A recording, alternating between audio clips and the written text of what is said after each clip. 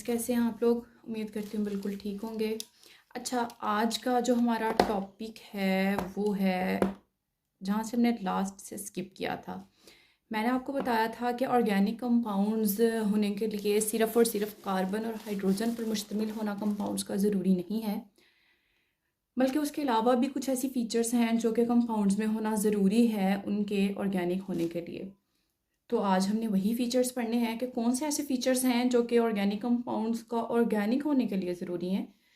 तो उसमें वैसे तो बहुत ज़्यादा फ़ीचर्स हैं, लेकिन यहाँ पर हम कुछ 5-6 फ़ीचर्स जो हैं हमारे सिलेबस में उनको स्टडी करेंगे। ठीक है।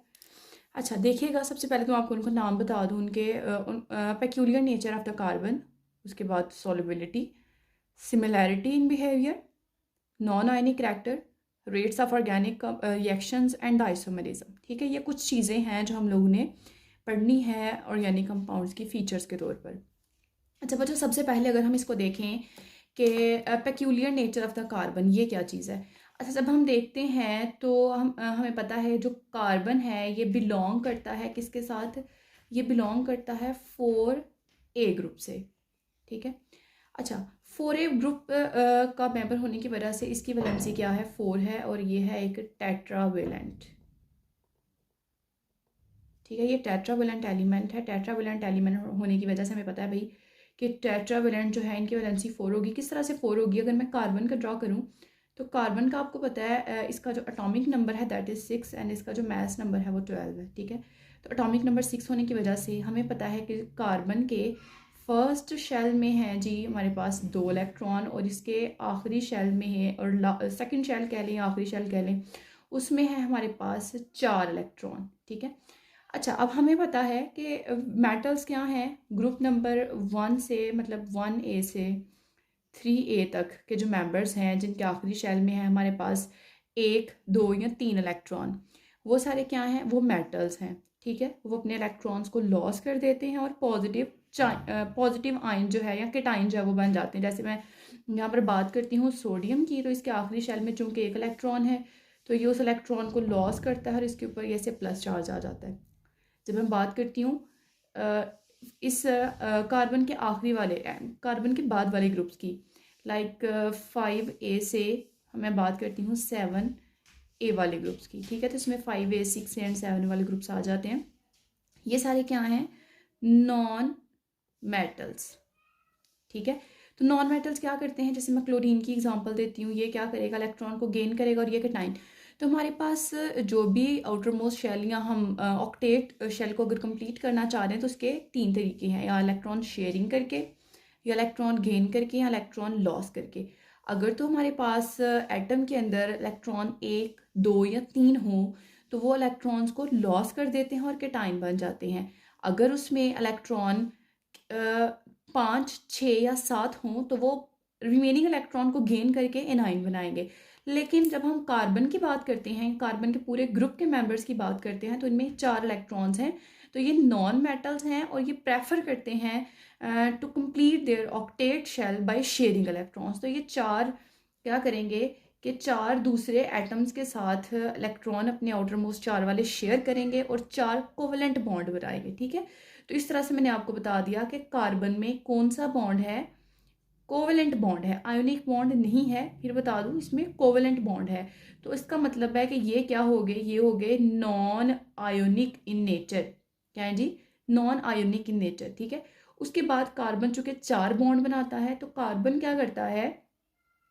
आपस में लॉन्ग चेन्स बना सकता है। ठीक है, उसके बाद कार्बन ये चेन्स हैं इनको स्ट्रेट भी बना सकता है और इनको ब्रांच भी बना सकता है।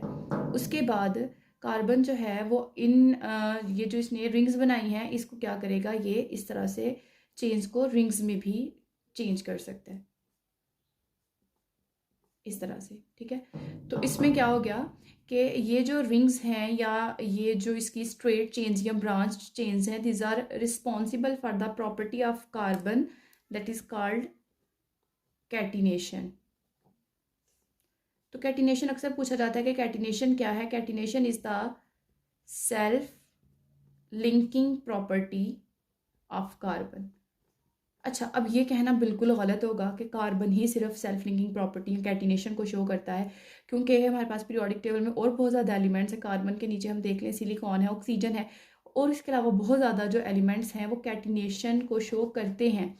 लेकिन अगर ये पूछा जाएगा कि सबसे ज़्यादा कैटिनेशन पीरियोडिक टेबल में कौन सा एलिमेंट शो करता है, तो फिर हम बात करते हैं जी कार्बन की। ठीक है, तो अक्सर ये क्वेश्चन पूछा जाता है कि लार्ज नंबर मौजूद हैं हमारे पास ऑर्गेनिक कंपाउंड्स के, क्यों, वजह क्या है? तो उसकी वजह यही है कि कैटिनेशन शो करता है ना कार्बन। ठीक है, तो कार्बन का कैटिनेशन शो करने की वजह से हम देखते हैं भाई कि वो वेराइटी ऑफ कंपाउंड्स की फॉर्म में एग्जिस्ट करता है। तो इस वजह से ऑर्गेनिक कंपाउंड्स हमें मिलियंस एंड ट्रिलियंस की फॉर्म में नज़र आते हैं। उसके जो सबसे बेसिक रीज़न है that is the catenation property of the carbon. उसके बाद बात आ गई सॉल्युबिलिटी की, कि ऑर्गेनिक कंपाउंड जो है वो किस तरह से अपनी सॉल्युबिलिटी किस तरह के कंपाउंड्स में शो करते हैं। ठीक है, तो यहीं पे ऊपर हमने पढ़ा कि यहीं पे मैंने आपको बताया कि कार्बन जो है उसको कोवलेंट कंपाउंड बनाता है। इट मीन्स कि हमारे पास जो ऑर्गेनिक कंपाउंड्स हैं, organic compound, OC means organic compound, ये क्या है, ये कोवलेंट है। या in other words it would be better if I say that these are non ionic compounds. तो अगर ये नॉन आयनिक कंपाउंड है तो इसका मतलब क्या हुआ कि ये नॉन आयनिक सॉल्वेंट में ही हल होंगे। लाइक अगर मैं बात करूँ कि क्या ये वाटर में हल होंगे, तो जवाब क्या आएगा जी, नहीं। क्यों नहीं? क्योंकि वाटर है हमारे पास आयनिक, ऑर्गेनिक है इनआयनिक, तो वाटर में तो ये कभी भी हल नहीं होंगे। तो इसका मतलब है ये नॉन आयोनिक में या कोवलेंट सॉल्वेंट में हल होंगे, जिसमें हमारे पास क्या आ जाता है, हमारे पास आ जाता है जी alcohol, ether, benzene, carbon tetrachloride वगैरह वगैरह। ठीक है, इस तरह से इसकी जो है वो सॉल्युबिलिटी का जो है वो इफेक्ट नज़र आता है हमें देखने में। अच्छा, उसके बाद अगर हम देखते हैं सिमिलैरिटी इन बिहेवियर, तो बच्चों हमें ये चीज़ जो है ये नज़र आती है कि हमारे पास जो ऑर्गेनिक कंपाउंड्स हैं ये बनाते हैं होमोलोगस सीरीज। अच्छा, इसका मतलब क्या हुआ? होमो मीन्स सेम, लोगस मीन्स बिहेवियर,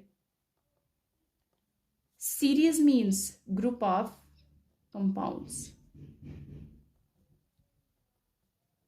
ठीक है, जैसे अभी मैं बात करती हूँ, हम नेक्स्ट भी जो चैप्टर पढ़ेंगे उसमें भी हमने यही चीज़ इसी चीज़ पे जो है वो डिस्कशन करनी है होमोलोगो सीरीज़ पे। उसमें हम देखेंगे कि हमारे जो हाइड्रोकार्बन्स हैं वो अल्केन, अल्कीन एंड अल्काइन, इन तीनों चीज़ों को हम जो है वो डिस्कस करेंगे एज अ हाइड्रोकार्बन। उसके अलावा हमने नेक्स्ट जो है वो अल्कोहल्स पढ़ेंगे, हम ईथर्स को पढ़ेंगे, हम फिनोल को पढ़ेंगे, हम बेंजीन को पढ़ेंगे। हम काफ़ी ज़्यादा मतलब वन बाय वन हम सारे के सारे जो फंक्शनल ग्रुप्स हैं उनको डिस्कस करेंगे। ठीक है, तो यहाँ पर अगर मैं अल्केन की सिंपल बात करूँ तो देखें जिसका जो सबसे पहला मेंबर है उसका फार्मूला है ये CH4। नेक्स्ट मेंबर की बात करूँ तो वह C2H6, नेक्स्ट की बात करूँ तो वह C3H8, और अगले की बात करूँ तो वह C4H10। तो इसमें अगर हम एक चीज़ देखें कि हर मेंबर से अगले मेंबर में जाते हुए हमारे पास जो इंक्रीज हो रही है चीज़ वो CH2 है।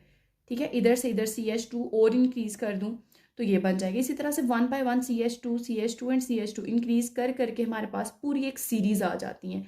और अगर हम इनके एटॉमिक मास में देखें तो वो 14 का जो है वो इजाफा हो रहा होता है, क्योंकि 12 कार्बन का और 2 हाइड्रोजन्स का 2, तो टोटल कितना हो गया 14।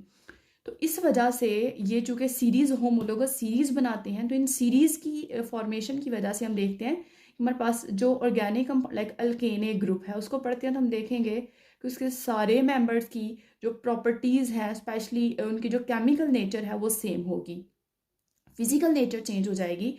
क्योंकि जब जब कार्बन एटम्स की तादाद बढ़ती है, चेन्स लंबी होती जाती हैं, उनके मॉलिक्यूलर मास में इजाफा होता है, तो उस वजह से उनकी जो मेल्टिंग पॉइंट, उनके बॉइलिंग पॉइंट, उनकी विस्कोसिटी, वो चीज़ इंक्रीज करती जाएगी। ठीक है, जबकि उनके केमिकल जो प्रॉपर्टीज़ हैं वो सेम होंगी, उनके मेथड ऑफ प्रिपरेशन मतलब उनको प्रिपेयर कैसे करना है वो भी, उनके जो बेसिक मेथड्स हैं वो भी क्या होंगे, सेम होंगे। ठीक है, इसी तरह से मैं अल्कोहल की अगर बात करती हूँ, मैं लिखती हूँ CH3OH, फिर मैं लिखती हूँ C2H5OH। ठीक है, तो ये मैंने क्या लिखा, ये मैंने लिखी मिथाइल अल्कोहल, और ये मैंने लिखी इथाइल अल्कोहल। ठीक है, तो इसमें भी हम देखते हैं कि इसमें भी किस चीज़ का इजाफा हो रहा है, इसमें भी CH2 का इजाफा हो रहा है। तो ये जो एक चीज़ है ना, होमोलोगस बिहेवियर या होमोलोगस सीरीज़ की फॉर्मेशन, ये हमारे लिए बहुत आसानियाँ पैदा करती है ताकि हम क्या कर सकें, बहुत ईजिली हम बंडल ऑफ कंपाउंड्स को स्टडी कर सकें। ठीक है, जैसे हम अल्केन्स में से अगर एक की प्रॉपर स्टडी करते हैं तो हमें उसके पूरे ग्रुप के मेंबर्स की बिहेवियर के बारे में काफ़ी ज़्यादा इंफॉर्मेशन जो है वो मिल जाती है। अच्छा, उसके बाद हमारे पास आ गया नॉन आयनिक करैक्टर। तो इसको हम पहले ही इधर पढ़ चुके हैं कि नॉन आयनिक करैक्टर क्यों है, क्योंकि जो कार्बन है वो क्या करता है, शेयरिंग ऑफ इलेक्ट्रॉन्स, इलेक्ट्रॉन्स की शेयरिंग करके कौन सा जो है वो बनाएगा बॉन्ड, वो बनाएगा कोवेलेंट बॉन्ड। ठीक है, अब कोवेलेंट बॉन्ड है, आयनिक नहीं है ना, तो कोवेलेंट बॉन्ड जो है, ये कोवेलेंट बॉन्ड रखने वाले जो कंपाउंड्स हैं वो होते हैं नॉन आयोनिक इन नेचर। ठीक है, तो इस वजह से हमारे जो सारे ऑर्गेनिक कंपाउंड्स हैं ये क्या हैं, नॉन आयोनिक इन नेचर। अच्छा जी, उसके बाद हमारे पास आ जाता है कि रेट्स ऑफ ऑर्गेनिक रिएक्शन। तो बच्चों देखिए ज़रा, मैं एक मिसाल लिखती हूँ, NaCl, क्या ये ऑर्गेनिक है? नहीं जी, इनऑर्गेनिक है। ठीक है, अच्छा, जब हम इसका रिएक्शन फर्स्ट करें, हमने इसको पानी में डिज़ोल्व किया या किसी भी चीज़ में किसी भी आयनिक सॉल्वेंट में इसको डिज़ोल्व किया, तो हम देखते हैं कि ये फ़ौरन से ना जाते ही आयंस में अलग हो गया। तो जब ये रिएक्शन करेगा तो ये already in the broken form है, तो फ़ौरन से किसी भी नई चीज़ के साथ जो है वो रिएक्ट कर जाएगा, इसको कम टाइम लगेगा। लेकिन जब हम बात करते हैं अपने ऑर्गेनिक कंपाउंड्स की, तो बच्चों ऑर्गेनिक कंपाउंड्स जो हैं वो कोवेलेंट हैं, वो इस तरह से आयंस में नहीं टूटेंगे। तो उनके रिएक्शन के लिए दो चीज़ें या दो स्टेप्स रिक्वायर्ड हैं, एक है ब्रेकडाउन और दूसरा होगा फॉर्मेशन। ठीक है, तो इस तरह से दो जो स्टेप्स हैं वो इन्वॉल्व होके फिर हमारा जो है वो एक रिएक्शन कंप्लीट होता है। ब्रेकडाउन पहले होगी, फिर उसके बाद फॉर्मेशन। इसमें सिर्फ क्या होनी है, सिर्फ फॉर्मेशन। तो इस वजह से जो हमारे आयनिक कंपाउंड्स हैं या इनऑर्गेनिक कंपाउंड्स हैं, उनका जो रिएक्शन है वो फास्ट होगा एज़ कम्पेयर टू हमारे, और सॉरी मैंने गलत बोल दिया शायद, जो हमारे इनऑर्गेनिक कंपाउंड्स हैं या हमारे जो है वो, हाँ, इनऑर्गेनिक या आयनिक कंपाउंड्स हैं, वो फास्ट रिएक्शन शो करेंगे एज़ कम्पेयर टू हमारे ऑर्गेनिक कंपाउंड्स। ठीक है, ऑर्गेनिक कंपाउंड्स के रिएक्शंस हमेशा स्लो होते हैं as compare to the inorganic ones. उसके बाद लास्ट एंड वेरी इंपॉर्टेंट, ये हमारा एक यहाँ पे तो एक छोटी सी सब हेडिंग के तौर पर इसको डिस्कस किया गया है ना, लेकिन नेक्स्ट हमने पूरा का पूरा एक टॉपिक इसके हवाले से पढ़ना, वेरी इंपॉर्टेंट टॉपिक भी है। ठीक है, अच्छा, आइसोमेरिज्म क्या है, बड़ी मज़े की बात है, इसको ज़रा समझिएगा। देखिए यहाँ पर मैं लिखती हूँ,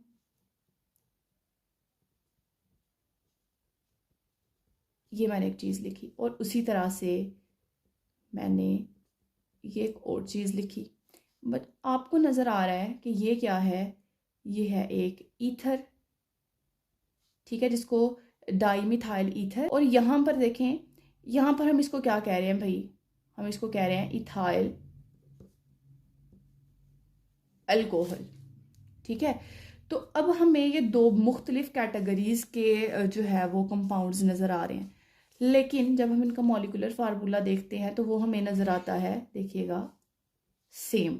ठीक है, इसमें भी अगर आप देखते हैं तो आपको 2 कार्बन 6 हाइड्रोजन और 1 ऑक्सीजन नज़र आता है, यहाँ पर भी आपको 2 कार्बन 6 हाइड्रोजन और 1 ऑक्सीजन नज़र आता है। तो this behaviour is actually the isomerism. Iso means same and merism means phenomena. ठीक है, तो आइसोमेरिज्म मीन्स ऐसे कंपाउंड्स जो सेम सिमिलैरिटीज शो करे इन देयर मोलेकुलर फॉर्मूला, लेकिन उनका जो स्ट्रक्चरल फार्मूला है, जो उनका बिहेवियर है, जो उनकी केमिकल प्रॉपर्टीज़ हैं, जो उनकी फिजिकल प्रॉपर्टीज़ हैं, वो सारी क्या करें, एक दूसरे से वेरी करें। बिल्कुल ऐसे में यहाँ पर आपको एक और एग्जांपल दूंगी, इस तरह से ये देखिएगा, ये क्या है हमारे पास जी, एसीटोन। इसी तरह से यहाँ पर देखिएगा,